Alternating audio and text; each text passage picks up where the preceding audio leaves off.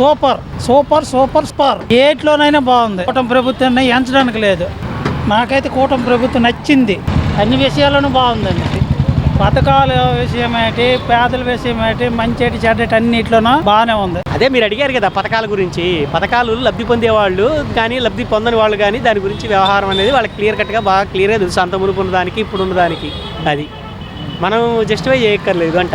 ఓవరాల్గా బాగానే ఉన్నది, మంచిదే. ఇప్పటివరకు పర్వాలేదు కదా, పరుగులు పెట్టిస్తున్నారు కదా. అమరావతి అయితే ఏమి, తర్వాత ఇండస్ట్రీస్ అయితే ఏమి, ఇంత మునుపు కన్నా పర్వాలేదు కదా. ఇంత మునుపు తెచ్చిన కోడి ఫాము, తర్వాత ఏవో చెప్పారు కదా వాళ్ళు, అమర్నాథ్ గారు చెప్పినట్టు, దానికన్నా ఓ రకంగా బెటరే.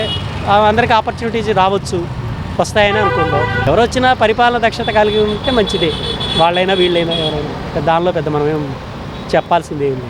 అమరావతి అయితే, పోలవరం అయితే, లేకపోతే రేపు రామాయపట్నం అయితే, రేపు దుగ్గరాజపట్నం అయితే, ఏవైనా కూడా అన్నీ కూడా చెప్తున్నారు. అవి ఆచరణలోకి వచ్చి జరిగిందనుకోండి సంతోషం, జరుగుతాయని విశ్వసిద్దాం. అదే అది మనం క్లియర్గా చెప్పాల్సిన పని లేదు. ప్రతి ఒక్కరికి తెలుసు లాస్ట్ టైం జరిగిన దానికి, ఈ టైం జరిగేదానికి, జరుగుతున్న దానికి క్లియర్గా అందరికీ 100% సాటిస్ఫాక్షన్ ఇవ్వకపోవచ్చేమో కానీ కొంతవరకు మేలే జరుగుతుందని అనుకోవచ్చు.